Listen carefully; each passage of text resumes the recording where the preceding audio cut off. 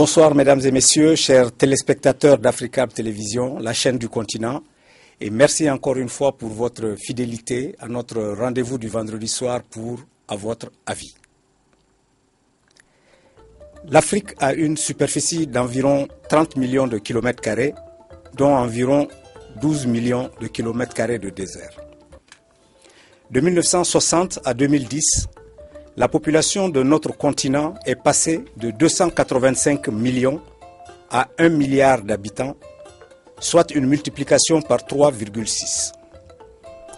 En Afrique de l'Ouest, du centre et de l'Est, elle a été multipliée par 4 pendant la même période.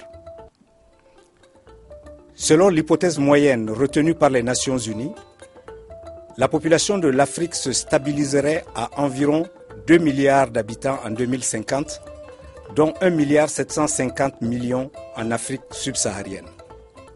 D'après la FAO, les moyens de subsistance et les revenus d'environ 60% de la population du continent proviennent de l'agriculture, de l'élevage, de la pêche et autres activités dérivées, c'est-à-dire donc liées à la terre. Notre continent est sur la planète l'une des régions les plus visées par l'accaparement des terres, tandis que la population urbaine en Afrique au sud du Sahara augmente chaque année de 10 millions de personnes. Sur cette base, peut-on raisonnablement envisager que la question foncière puisse être dans un avenir plus ou moins long l'objet d'une crise majeure sur notre continent? Mais surtout, comment faire pour éviter que cette crise survienne alors que déjà beaucoup d'observateurs considèrent qu'elle est devenue inévitable? C'est à ces questions que nous allons tenter d'apporter des réponses avec nos deux invités que j'ai maintenant le plaisir de vous présenter. Monsieur Ousmane Sy, vous êtes directeur de l'Institut du local, ancien ministre malien de l'administration territoriale et des collectivités locales et ancien ministre de la décentralisation et de la ville. Merci. Et maître Cheikh Oumar Konaré, vous êtes avocat à la Cour. Merci. Merci, messieurs, d'avoir accepté l'invitation d'Africable Télévision pour éclairer nos téléspectateurs sur cette question dont nous allons voir qu'elle tient à cœur les Africains.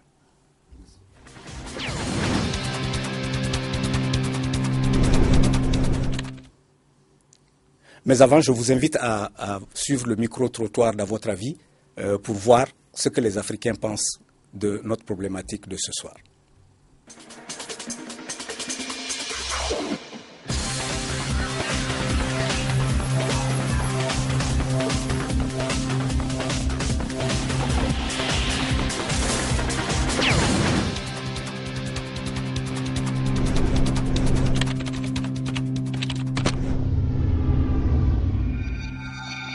Pour moi, je pense que le foncier peut déclencher à la longue une crise parce qu'à un moment donné, les gens vont perdre la tête et je pense qu'à l'afflux de terrain et comme notre espace n'est pas assez approprié, je pense qu'à un moment donné, il y aura une guerre à cause de ce foncier. En Afrique, nous avons une population galopante. La population augmente de façon exponentielle. Et de l'autre côté, vous avez les ressources qui s'amenuisent. Ça se dégrade au jour le jour. Donc, vous avez ça augmente. Qui dit population augmente, dit un besoin qui augmente. Donc, le besoin en foncier, c'est-à-dire en terre cultivable, en terre d'irrigation, en terre de pâturage, ces besoins-là augmentent. Et de l'autre côté, vous avez l'environnement qui se détruit. Donc, ça veut dire que probablement, en tout cas, on va s'acheminer vers une crise. Sur un même terrain, on peut avoir 4 visas là-dessus, 5 visas, même 2 titres là-dessus. Un titre foncier qui est inattaquable, on peut avoir 2 titres sur le même terrain. Et c'est un conflit. Il faut que l'État prenne la mesure de la chose pour résoudre définitivement ce problème-là. Il faut réorganiser la manière de construire l'Afrique, peut-être prendre une partie de ce que font les Européens, mais l'adapter à notre contexte socio-culturel, qui sera peut-être mieux pour nous de mettre en place ce genre de système pour pouvoir mieux gérer le foncier. Et le foncier aujourd'hui en Afrique est devenu presque, on va dire une carte d'or.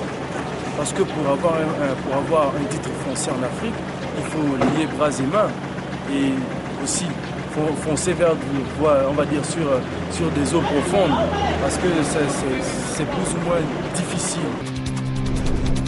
Chaque fois on voit alors, lors des sciences juridiques, alors toujours les problèmes fonciers. Et chaque fois ceux qui ont les moyens alors ont toujours l'emporté sur les populations démunies et les plus, dans bien des cas, alors ces populations démunies alors voient leur possession s'en aller comme ça, faute de moyens. Donc en cela, ça peut vraiment nuire beaucoup à plus de 80% des populations africaines alors démunies. Le foncier, c'est ça l'habitation, c'est ça nous sommes ici, c'est du foncier parce qu'il y a quand même un terrain qui est là sur lequel sont bâtis locaux, il y a l'exploitation rurale et c'est surtout ça qui nous intéresse nous, l'exploitation rurale qui est faite du foncier, notamment les agriculteurs, les éleveurs, les pêcheurs et tous ceux qui font les activités rurales ont pour base de travail le foncier. Auparavant, les gens abandonnaient la preuve. Beaucoup de gens quittent les régions pour venir ici, faire le marchand ambulant, laver les voitures. Bon, c'est une solution, mais ce n'est pas la meilleure. À ce niveau, on ne sera jamais développé. Il faut que les gens retournent à la terre. À partir de ce moment maintenant, il faudrait voir comment partager. Donc le foncier, tout un chacun a le droit à la terre. Maintenant, ce n'est pas une raison pour interdire aux bailleurs de venir s'installer et de nous aider à nous développer. Ça aussi, c'est une autre culture.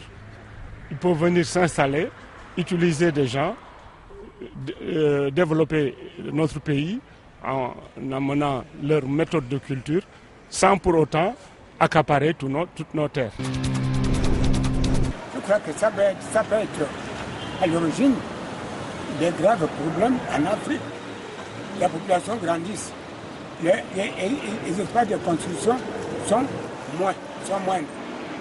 À partir de là, les gens vont se plaindre. Surtout qu'aujourd'hui, que toute la zone de l'intérieur se rabatte à la capitale. Tout ça là, l'État occupe les grands espaces de terrain qui sont encore vides, au lieu que le cadastre avance à la politique. Non, ils préfèrent considérer ça pour un même et puis ça va engendrer des problèmes dans les jours à venir. Nous voyons que les autorités sont toujours du côté des riches et non des pauvres.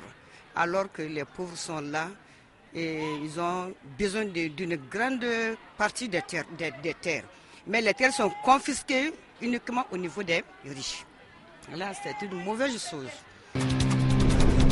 Le foncier est un enjeu majeur. Vous savez qu'il n'y a pas de développement sans le foncier.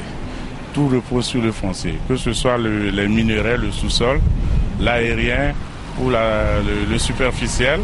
C'est le foncier qui est à la base de tout développement. On peut dire aujourd'hui que le problème du foncier est un problème fondamental. Dans les villes, dans les campagnes, il y a un phénomène récent qui est en train de prendre de l'ampleur, que nous appelons l'accaparement des terres. C'est-à-dire chacun veut s'approprier un bout du territoire. Donc des villes jusqu'à la campagne, le problème se pose. Une même parcelle est vendue à plus de 3 personnes. En campagne, un domaine qui relève, c'est-à-dire du domaine de l'État, est vendu par des particuliers. C'est une crise au Mali du fait qu'on n'attribue pas l'eau à tout le monde n'a pas accès à cette attribution et il ne nous est pas facile vraiment de faire quoi que ce soit pour en avoir. Oui, je peux dire oui que le foncier a un enjeu majeur. Si aujourd'hui on va à la justice, sur le bureau du juge, si tu as 10 dossiers, rassure-toi qu'au moins 7 à 8 dossiers concernent le foncier. Donc, le foncier n'est pas sécurisé au Togo. le foncier au Togo, je peux vous dire que c'est un sac à problème. Demain, ça peut faire l'objet de guerres de clans. Ça peut faire l'objet de guerres d'ethnie. Ça peut faire l'objet de guerres civiles même.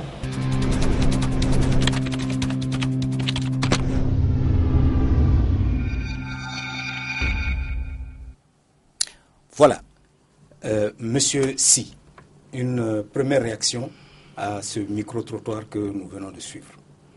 Non, ma première réaction, c'est que je suis absolument d'accord avec l'ampleur et la complexité de l'enjeu que constitue pour nos pays aujourd'hui et peut-être pour notre continent les questions foncières. Pour illustrer ça, bon, moi je n'ai assisté à aucun débat au Conseil des ministres ces derniers mois au Mali sans qu'il y ait une question foncière au centre. Parce que le foncier est d'une complexité aujourd'hui. Parce qu'il faut faire face aux besoins des populations qui augmentent, ça a été dit. La population augmente. Bon, les ressources foncières plutôt vont dans l'autre sens, c'est rétréci. La population s'urbanise avec une plus grande pression sur les fonciers. L'appropriation des foncières connaît des mutations importantes. Le foncier devient un lieu même d'épargne, de spéculation, j'ose dire. Donc tout ça, ça augmente. Donc il y a vraiment un grand problème sur les fonciers. Pire, les instruments de régulation, parce que c'est pas les questions conflictuelles. Aussi longtemps que l'homme existe sur Terre, il y a toujours eu des conflits autour des questions de foncier. Mais les mécanismes de régulation ont été mis en place pour trouver des solutions complètes. Mais nous nous trouvons dans des situations où même les mécanismes de régulation ne fonctionnent pas. Donc tout ceci en augmente. Donc je crois que c'est une question cruciale. Et comme ça a été dit au début de l'émission, au début du micro-trottoir, je ne suis pas le seul, beaucoup de gens pensent que la prochaine révolution qui se passe chez nous, dans nos pays, va se passer autour des questions foncières. Maître Konaré, en même temps que vous me donnerez votre réaction, je voudrais attirer votre attention sur ce qu'a dit un des intervenants du micro-trottoir. Il a dit, si vous allez chez le juge, que vous trouvez 10 dossiers sur son bureau, 7 ou 8 de ces 10 dossiers concernent le foncier. Je vous remercie. Je commence par saluer vos téléspectateurs. Je pense que cet intervenant a tout à fait raison. La justice est encombrée de litiges fonciers au point que aujourd'hui la Cour suprême du Mali est en panne de juges pour trancher ces litiges. C'est-à-dire, ça veut dire quoi? Au niveau de la section administrative de la Cour suprême du Mali, où les litiges fonciers sont réglés, il y a une pénurie des juges administratifs qualifiés, au point que le premier président de cette cour a été obligé de requérir à peu près 9 juges civils pour s'occuper des problèmes fonciers, pour venir compléter l'effectif insuffisant des juges administratifs ordinairement chargés de trancher les litiges de ce genre.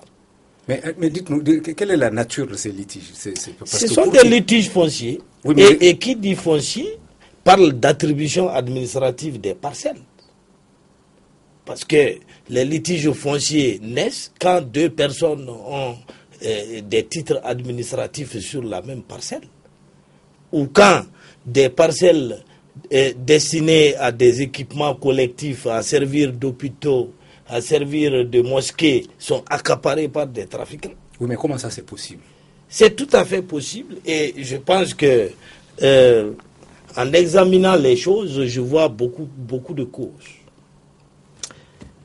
La première cause, à mon avis, a trait à une mauvaise application de la décentralisation. La décentralisation est une excellente chose. Et je me félicite d'avoir en face de moi M. Ousmane Sy, qui est le père de la décentralisation au Mali, si j'ose m'exprimer ainsi.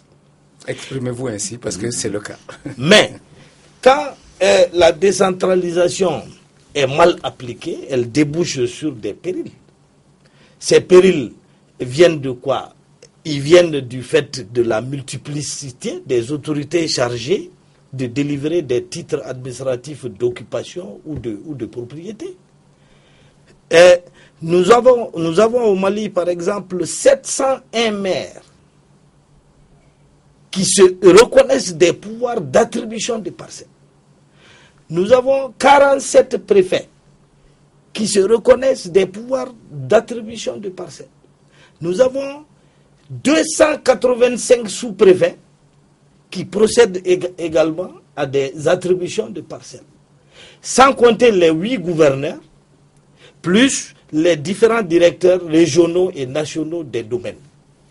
Nous avons donc au total 1050 autorités chargées de délivrer des titres d'occupation de parcelles. Je reviens à vous, sans compter les droits fonciers coutumiers, les propriétaires fonciers. J'arrive, maître, j'arrive. Je vais me tourner vers monsieur le ministre pour lui dire comment est-ce que ça c'est possible. Non, c'est possible, c'est dû à l'ignorance.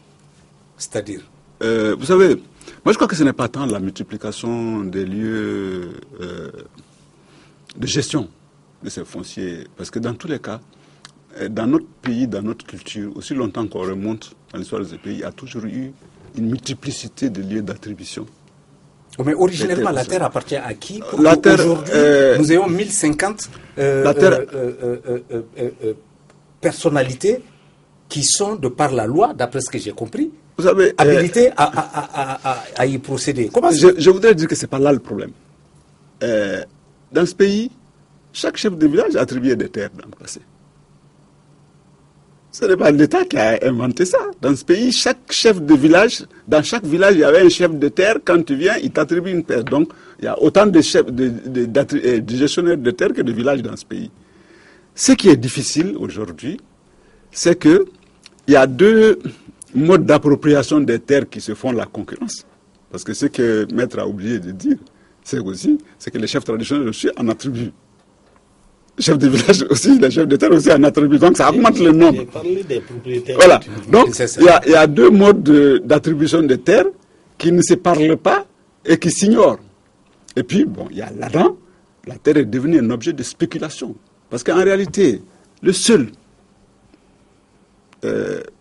propriétaire des terres, si on va dans le droit moderne dans notre pays, c'est l'État. Parce que même, j'en viens, même les maires, dont je sais, je suis conseiller municipal, j'ai omis de le dire, donc je vis au cœur de ça. Même les maires qui se donnent le droit d'attribuer des terres, en fait, ils font de la spéculation. Et ils violent la loi. Donc, ils doivent être sanctionnés.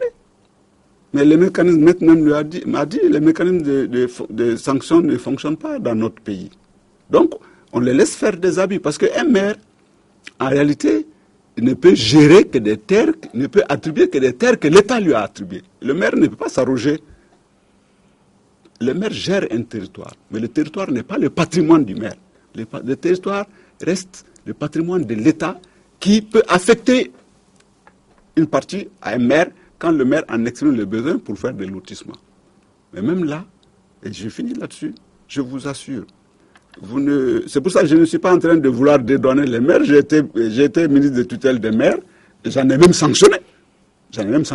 Donc c'est possible de sanctionner. C'est possible. Mais pourquoi ils ne le sont pas? C'est parce que, bon, ça ne me plaît pas. Il faut l'assumer. Et dans notre pays, beaucoup de gens n'osent pas assumer des choses. Très bien. Très bien. Maître.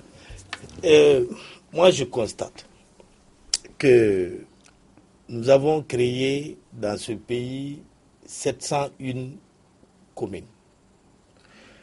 Il a été dit à l'origine que ces mairies auraient des biens à gérer, auraient des subventions, vivraient de dons, de legs, etc. Mais entre nous, qui va laisser ses propres héritiers et aller faire des dons et des legs à une mairie? Personne. L'État lui-même est pauvre comme Job. Il n'a pas beaucoup d'argent à donner aux maires. Et je souligne que les maires n'ont pas de salaire. Pourtant, ils se battent pour devenir maires. Ils se battent pour devenir conseillers municipaux. Alors, de quoi vivront-ils? Ils sont obligés de se rabattre sur les parcelles. La population ignore que la mairie ne peut pas donner de parcelles autres que celles que l'État lui attribue. Donc, la population voit dans la mairie une possibilité d'obtenir à bon prix des parcelles sans difficulté, dans la mesure où c'est la population qui a élu ces maires-là, justement, en pensant que à travers eux, elles auraient des parcelles. Et les maires, pendant leur campagne, passent leur temps à promettre ces parcelles-là. Donc, en donnant des titres administratifs de propriété ou d'occupation en violation de toute règle d'attribution préalable par l'État, les maires font de la spéculation, comme l'a si bien noté M. Ousmane Sy. Mais il se trouve qu'il n'y a pas de sanction parce que, tout simplement, l'État a autre chose à faire. Voilà, c'est pour ça que j'aimerais bien qu'on revienne, on ressente ce débat, parce que les enjeux du foncier, sincèrement, c'est mon point de vue. Je suis aussi critique sur le comportement des maires. Le problème du foncier, les enjeux du foncier vont largement au-delà. Oui, aujourd'hui, des spéculations, parce que les maires ne sont pas. Je crois que j'ose dire que les maires sont une infime partie des spéculateurs aujourd'hui sur le foncier. Alors, qui sont les spéculateurs? Les gros spéculateurs sur le foncier sont dans le service des domaines de l'État. Parce que quand tu vois un maire spéculer, tu creuses, et Dieu seul sait, j'en ai creusé, tu trouveras toujours un agent des domaines derrière. Parce que simplement, l'État fait des recettes sur le foncier. On leur fixe des objectifs de recettes. Le domaine est un lieu de recettes. Bon, les fonctionnaires veulent faire des recettes. Même si les maires souvent ne le demandent pas, ils le suscitent pour pouvoir faire des recettes. Parce qu'ils estiment qu'ils sont appréciés par rapport. C'est comme l'impôt, type de montant qu'ils donnent. Donc je crois que la question peut-être des maires a juste peut-être révélé une situation. Mais je pense que ce n'est peut-être pas si on veut aujourd'hui faire face aux enjeux réels du foncier, allons-y chercher la solution dans les régulations qui sont prévues pour résoudre les conflits. Les conflits autour de ça peut être plus crucial, ça peut être machin. Les conflits autour du foncier sont aussi vieux que notre terre là est vieille. Moi je viens d'une zone, je viens de Bandiagara, le plateau d'Ogon, où il n'y a pratiquement pas de terre. Mais tout le temps, à l'entrée de l'hivernage, c'est des tueries entre les villages pour le contrôle des questions foncières. C'est les régulations qui ne fonctionnent pas. Est-ce que comment on résout les conflits? Est-ce que les gens qui sont là pour résoudre les conflits et trouver des solutions adaptées aux réalités des situations, est-ce qu'ils sont là? Est-ce qu'ils fonctionnent? Est-ce qu'ils ont les moyens? Je crois que c'est là. Parce que les conflits, même si on a des bons maires, on a des bons maisons, les conflits ne s'arrêteront pas parce que les enjeux du foncier dépassent même le niveau local aussi. Ça devient des enjeux même internationaux aujourd'hui. Tout à fait. C'est pour ça que j'aimerais bien qu'on mette l'accent beaucoup plus sur les mécanismes de régulation. D'accord, monsieur le ministre. Moi, je suis tout à fait d'accord que nous entrions dans les enjeux assez rapidement. Et puis, nous allons prendre un duplex qui va venir enrichir un peu notre discussion. Parce qu'après les enjeux, je voudrais que nous abordions la question de qu'est-ce qu'il faut faire. Tout à fait. Maître.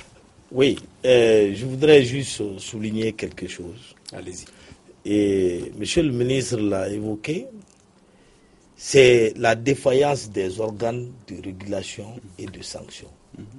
Dans ce pays, tout le monde se comporte comme si tout était permis. Tout à fait. Prenez un exemple. Les retraits des parcelles qui défraient la chronique et qui sont d'ailleurs l'objet de la plupart des recours contentieux devant les juridictions administratives. Un maire s'assoit parce qu'il y a tout simplement plus de parcelles dans sa localité à distribuer. il envoie des gens dans les rues pour voir les maisons, les parcelles non bâties. Ils prennent le numéro, ces trafiquants prennent les numéros, les plans, et viennent soumettre au maire une décision de retrait de la dite parcelle. Tantôt en le convainquant que le titulaire de la parcelle est décédé, ou qu'il est parti sans laisser de traces, etc. C'est comme ça qu'on retrouve tant au niveau des mairies qu'au niveau des sous-préfectures et des préfectures des décisions de retrait de parcelles en violation flagrante de la loi. Est-ce que c'est ça qui explique, c'est ça qui explique, maître, quelqu'un nous a dit du Togo, je crois, dans le micro-trottoir, quelqu'un nous a dit on peut trouver sur le même terrain qui fait l'objet de 2-3 titres fonciers. Comment ça c'est possible? Il y a de cela parce que vous avez votre parcelle attribuée en 1980. Vous aviez voyagé, vous n'avez pas pu mettre en valeur. Vous revenez trouver que votre parcelle est en train d'être construite par une tierce personne. Vous vous renseignez, vous vous rendez compte que le maire vous a retiré votre parcelle. Ou que le préfet vous a retiré votre parcelle. Or, la loi a posé des jalons pour le retrait. Il faut que le titulaire de la parcelle qui n'a pas mis sa parcelle en valeur reçoive une mise en demeure de 3 mois pour pouvoir mettre sa parcelle en vigueur. En valeur. Cette mise en demeure n'est pas respectée. Personne ne reçoit de mise en demeure. Pour la bonne raison que l'administration ne sait même pas où se trouve le titulaire initial de la parcelle. Cette exigence de mise en demeure est tout simplement inapplicable sous nos tropiques parce qu'elle a été copiée en France où on connaît l'adresse de tout un chacun. Donc nous avons copié des législations pour venir les appliquer dans un contexte inapproprié.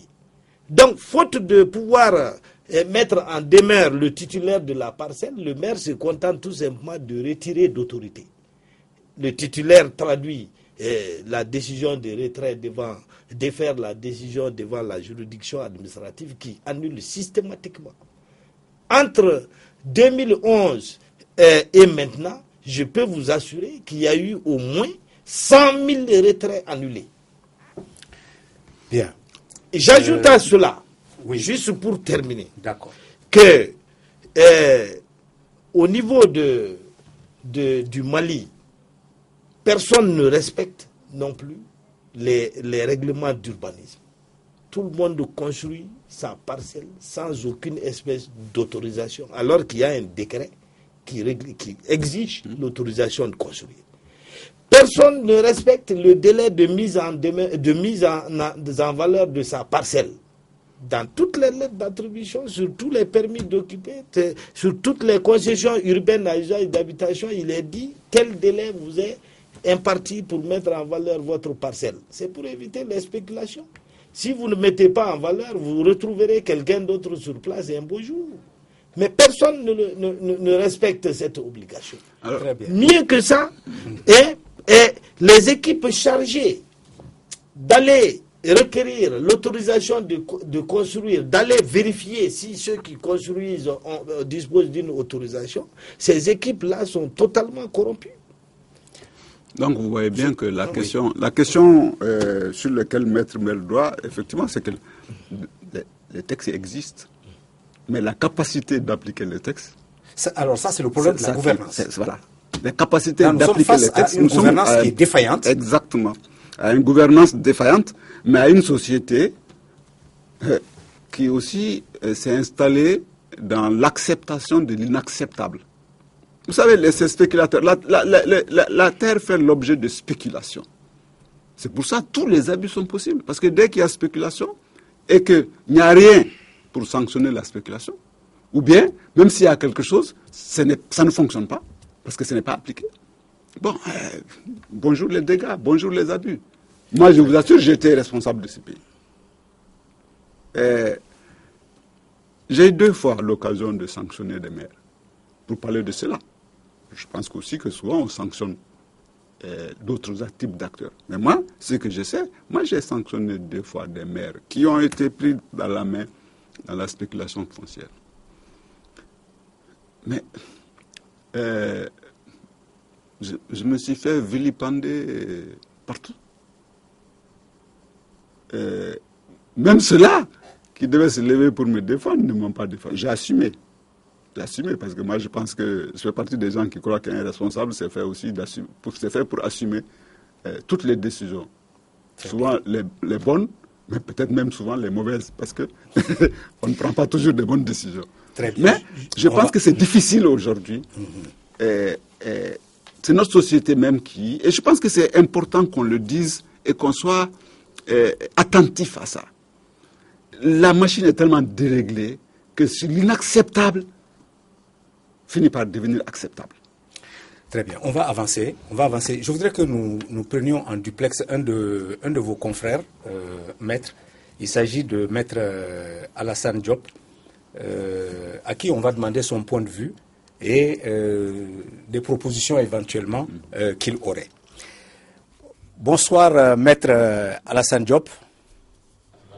Bonsoir, monsieur Marico. Alors, maître, dites-nous du point de vue du juriste que vous êtes, comment appréciez-vous la problématique dont nous sommes en train de discuter et éventuellement quelles seraient les propositions que vous auriez en la matière? Monsieur Marico, il ne s'agit pas d'inventer la roue, à mon avis. Il s'agit tout simplement de voir ce qui a marché ailleurs, d'essayer de les adapter à nos réalités nationales. Pour un observateur averti, je constate que nos États africains sont en train de refaire exactement ce qu'ils ont fait il y a des siècles avec leurs enfants, c'est-à-dire brader nos terres au plus offrant. Le système est lequel? Vous avez de l'argent, vous prenez des concessions rurales, vous n'investissez pas, vous les transformez en titres fonciers et vous vous transformez en spéculateurs fonciers.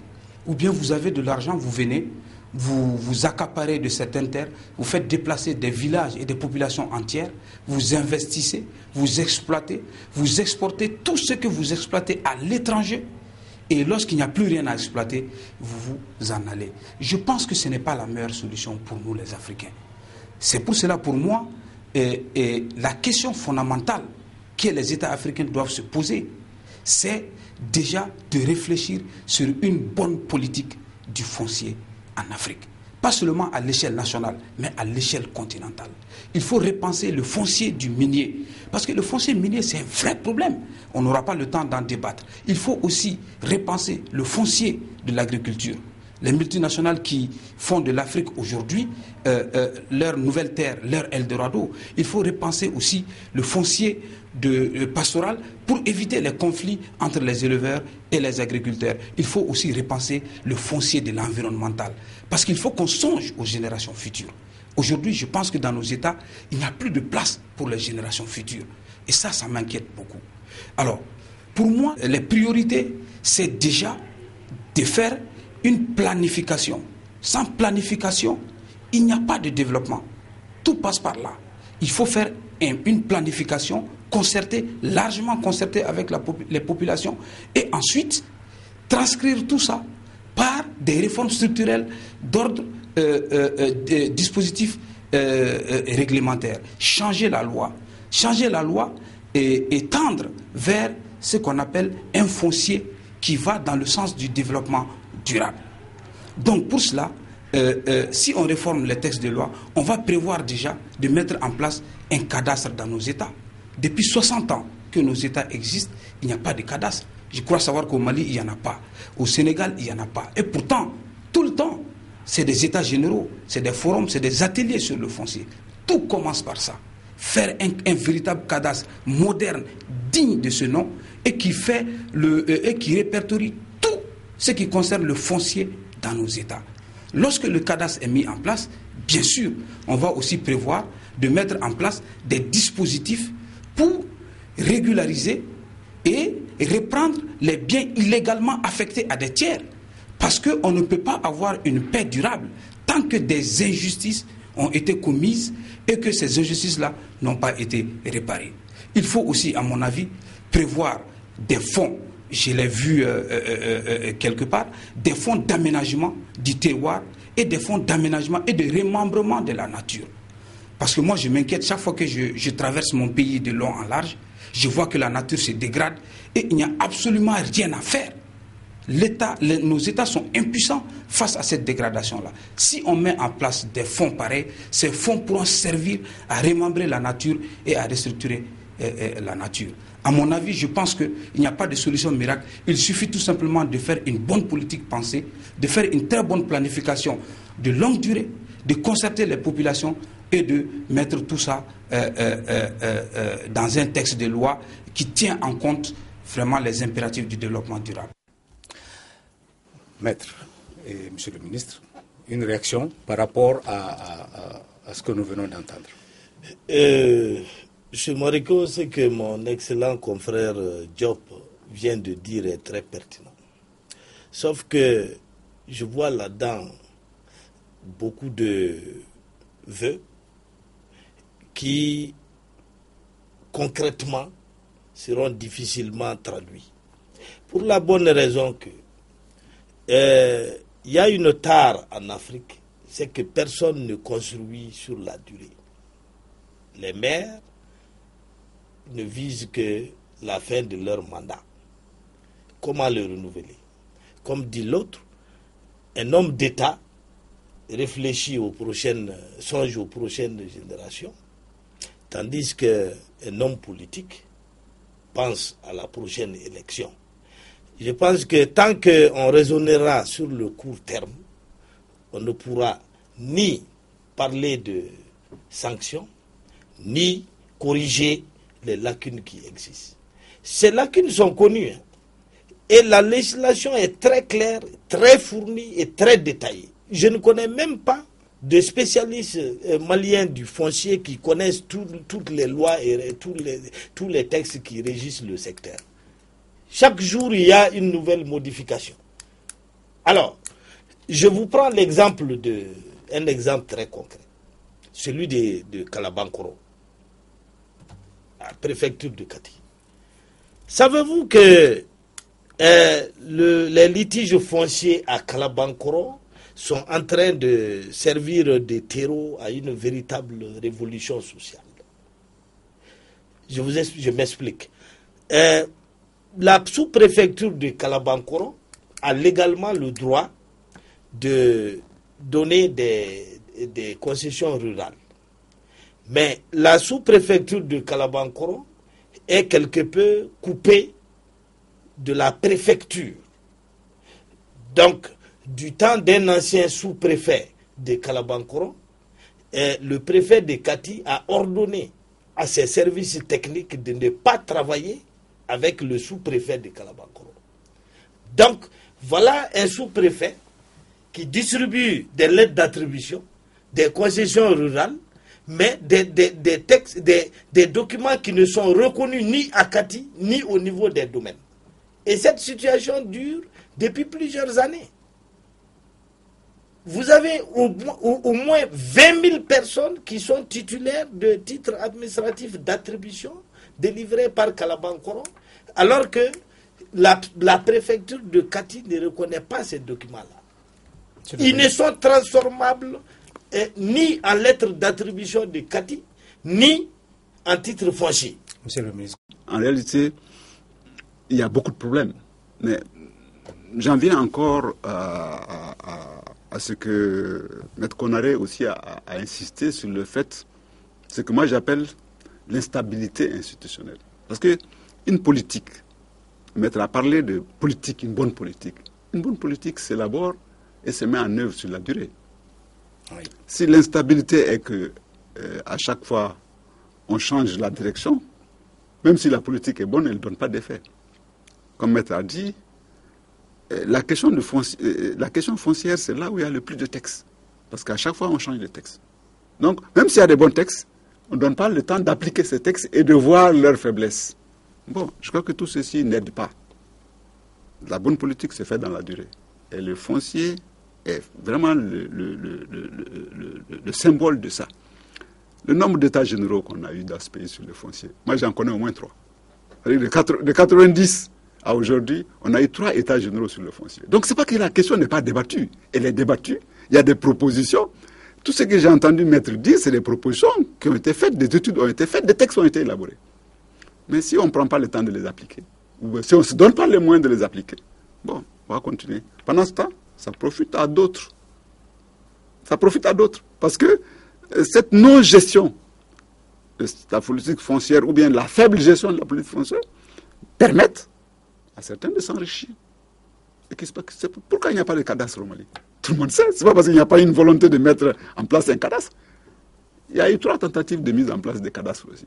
Mais ça a échoué parce que le foncier est devenu un lieu de refuge de biens mal acquis. Ça sert à aller cacher l'argent qu'on ne peut pas déclarer, qu'on ne peut pas mettre dans la banque. On va le mettre dans le foncier.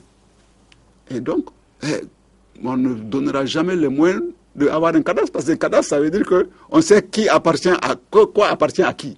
C'est ça. Mais puisque ça sert à aller cacher l'argent mal acquis, ou bien l'argent, le blanchiment d'argent. C'est ça. Le blanchiment d'argent, le foncier sert à blanchir de l'argent aujourd'hui. Puisque, bon, donc, la création du cadastre va être continuellement bloquée. Donc, je crois que il n'y a pas de solution miracle. La solution, elle est connue. Il faut sanctionner. Il faut appliquer le texte, il faut sanctionner. C'est la solution. Très bien. Je vais vous demander que nous retrouvions Maître Diop, qui a une question à vous poser.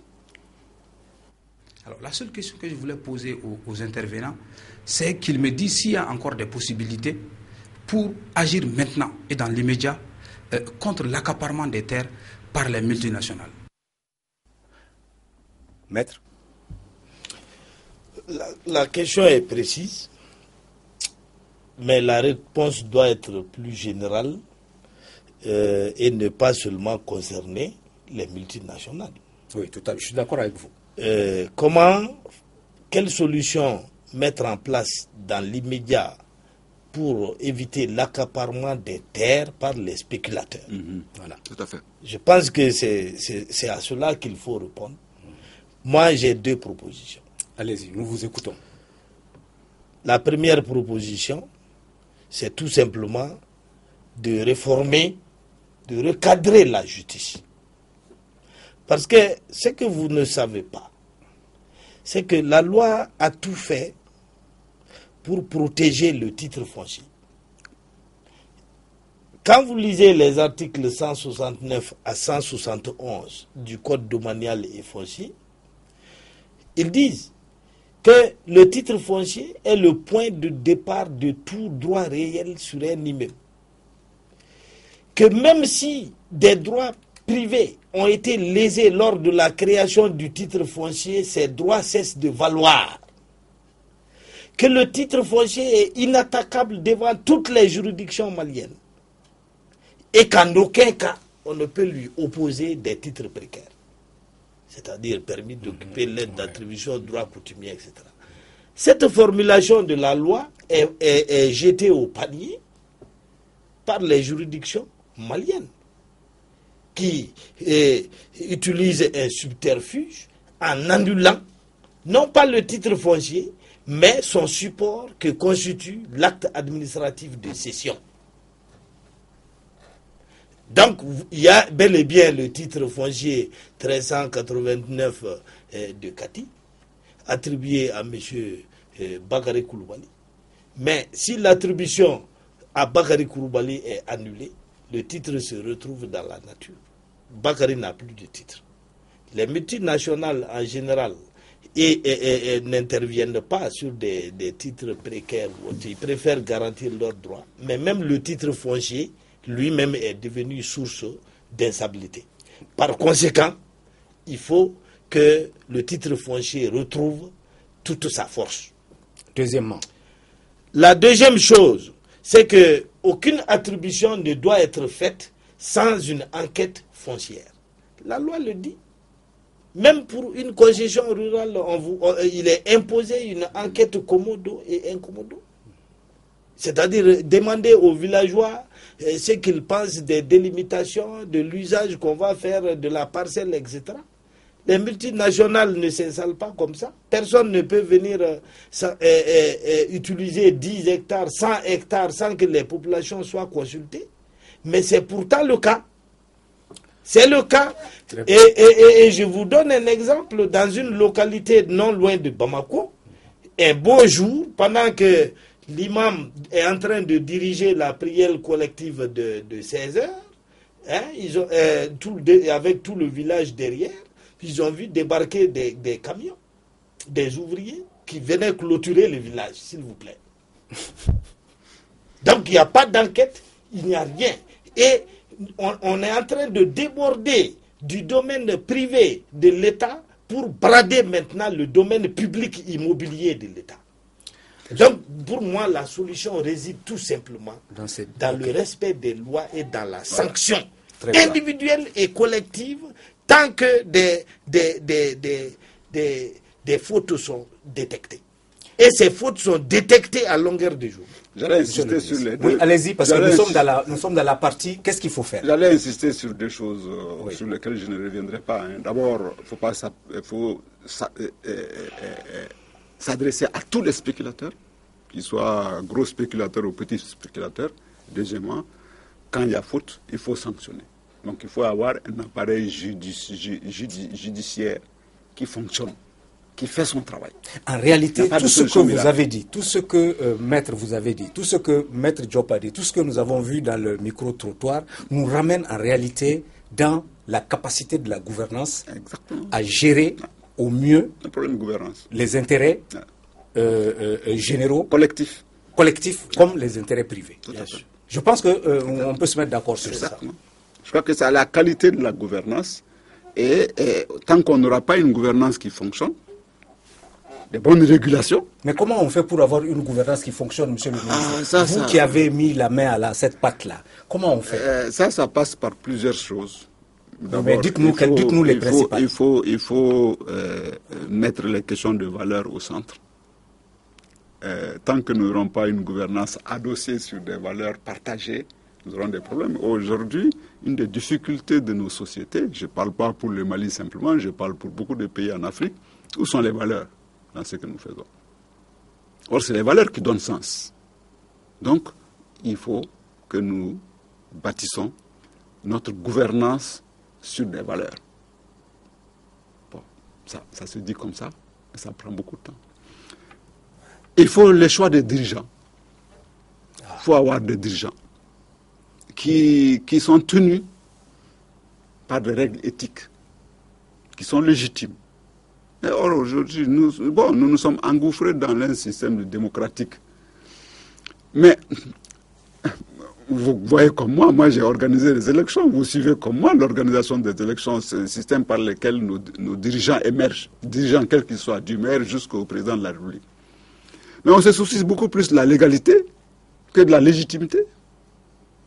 Personne ne contrôle la légitimité de ce qui sort de nos votes. On contrôle toujours la légalité. Bon, je crois que tant que nous n'aurons pas des dirigeants avec des légitimités réaffirmées, reconnues, acceptées, nous ne serons pas sortis de ça. Est-ce que vous pensez que ce que Maître a dit, qui me paraît absolument sensé et indispensable, à savoir le reformatage, y compris moral, de l'appareil judiciaire, parce que je crois que c'est cet appareil-là qui peut, vous avez dit que les valeurs donnent sens, mais je crois que l'appareil judiciaire, lui, il ordonne. Ah, mais c'est sûr.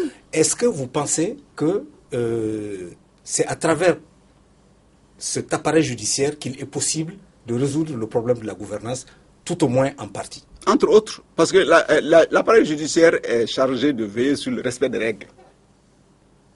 Mais si les règles existent, effectivement, il faut que quelqu'un soit là pour veiller à ce que les règles soient acceptées, respectées. Et ça, c'est le côté indispensable d'un appareil judiciaire efficace, performant, et aussi tenu par des valeurs éthiques et morales.